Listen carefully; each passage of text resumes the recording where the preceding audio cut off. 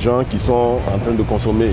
Nous allons attirer leur attention sur les dangers de l'alcool lorsque on en abuse. Les consignes sont claires. Traquer tous les conducteurs en état d'ivresse. Le directeur général de l'Office de sécurité routière met en mission son équipe de contrôle du taux d'alcoolémie chez les usagers. Un exercice qui permet de lutter contre les accidents de circulation liés aux effets d'alcool. L'alcool représente autour de 10% des victimes sur les 991 tués que nous avons enregistrés en Côte d'Ivoire en 2016. Quand on conduit, il vaut mieux éviter de consulter ces messages ou de recevoir des appels. Ce sont des attitudes qui permettent d'éviter des risques d'accident. Il faut souffler dans l'alcotest pour mesurer le taux d'alcool dans le sang. Plusieurs usagers sont soumis à cette épreuve. On a la sécurité des clients en main. Sincèrement, moi j'ai apprécié ce travail. Je conseille à tous mes amis conducteurs d'éviter de consommer de l'alcool lorsqu'ils sont au volant. Quelqu'un qui est saoulé, au moment ne doit pas conduire parce qu'en conduisant, il met lui-même sa propre vie en danger et la vie aussi des autres en danger. Le code de route, c'est quelque chose qui est primordial. Mais ici, on ne respecte pas ça du tout. On s'en fout. Dépassement à gauche, dépassement à droite, c'est malheureux pour le pays. Mais il faut qu'on essaie d'éduquer les gens. Plusieurs maquis et bars ont été visités pour la sensibilisation sur les dangers de l'alcool au volant par les agents de l'Office de sécurité routière dans les communes d'Abidjan. Objectif, réduire le nombre d'accidents de circulation et sauver des vies humaines.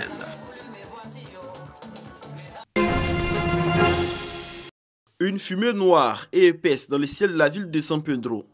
C'est le résultat de ces colonnes de fumée produites quotidiennement depuis cet espace, situé au corridor nord de la ville. Une zone de fabrique artisanale de charbon de bois.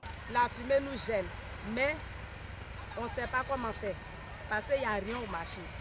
Il n'y a rien au marché, on ne sait pas comment vendre pour avoir un peu. Donc, c'est à cause de ça, on est dans la fumée là. Sinon, ça nous gêne en tout cas. Plus de 200 personnes travaillent le bois sur ce site de près de 3 hectares.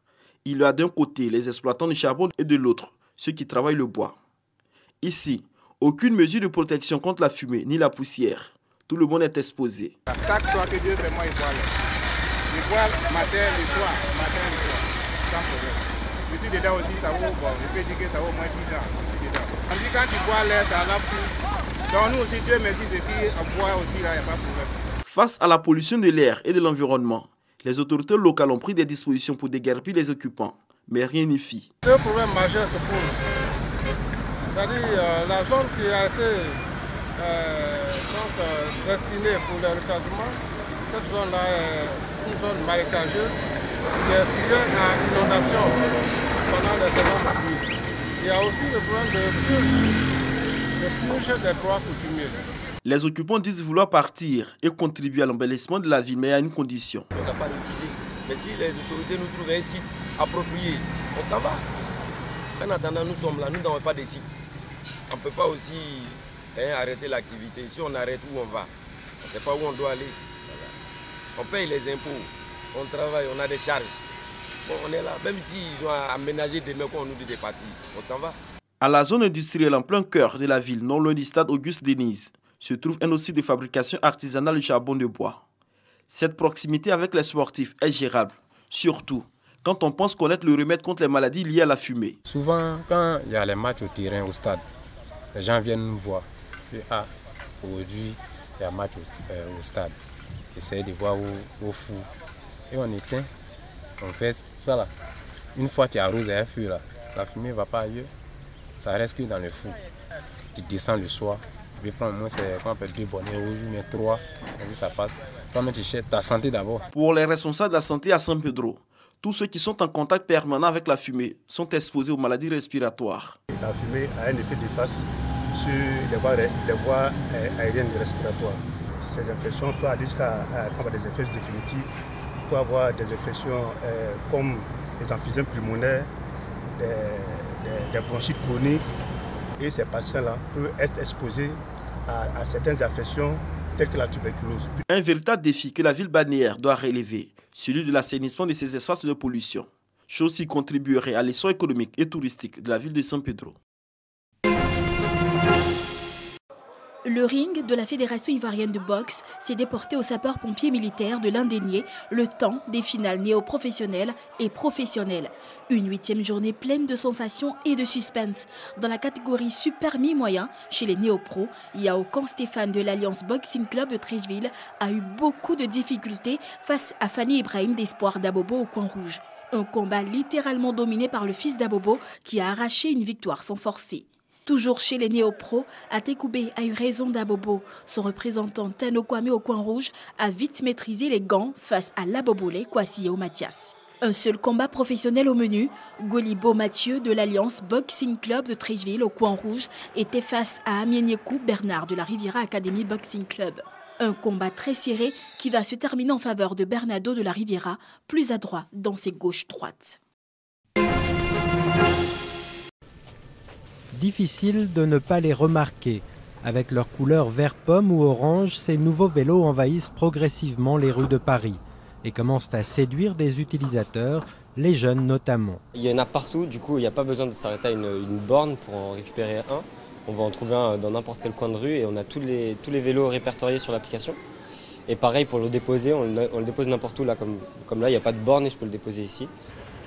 Car à la différence du Vélib, cher à la ville de Paris, ces nouveaux vélos venus d'Asie pour la plupart fonctionnent sans abonnement. Il vous faut juste une caution actuellement en promotion entre 5 et 15 € pour les 2 opérateurs déjà installés et puis télécharger une application sur son mobile. Je viens d'allumer l'appli au bike. D'abord elle m'a permis de localiser le vélo, donc là j'ai trouvé celui qui m'intéressait et là je suis en train de le déverrouiller. Donc là j'ai juste à scanner le QR code qui se situe sur le guidon du haut-bike. Voilà, et là le cadenas va s'ouvrir. Pas de borne donc, mais un tarif de 50 centimes la demi-heure qui s'applique dès la première minute alors que le système Vélib ne facture qu'à partir de 30 minutes d'utilisation pour un abonnement de 29 € par an.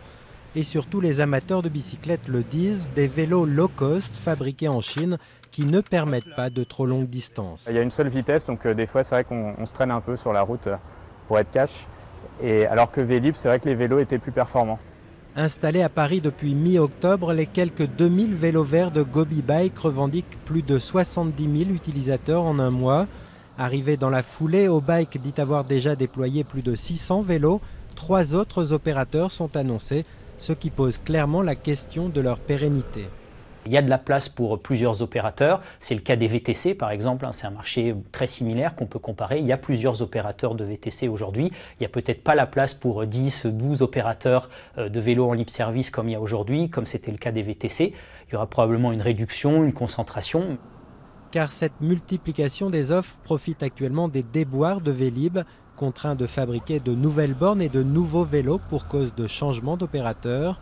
Mais début janvier, les vélos sans bornes devront faire face au déploiement de plus de 20 000 nouveaux vélos de la mairie de Paris. Et l'hôtel de ville est catégorique, plus de vélos ne veut pas dire laisser le désordre s'installer. À partir du moment où vous avez une activité lucrative privée dans l'espace public, de la même manière qu'aujourd'hui on fait payer un restaurateur pour sa terrasse ou un commerçant pour son étalage, eh bien on va demander une redevance d'occupation du domaine public. Une redevance assez mal perçue par les nouveaux opérateurs privés qui rappellent que leur activité ne coûte rien aux contribuables. La mairie, elle, redoute au contraire de devoir très vite assurer les frais inhérents à ces nouveaux vélos, certes sans borne, mais un brin envahissant, à l'image de ce qui se passe dans certaines villes d'Asie notamment.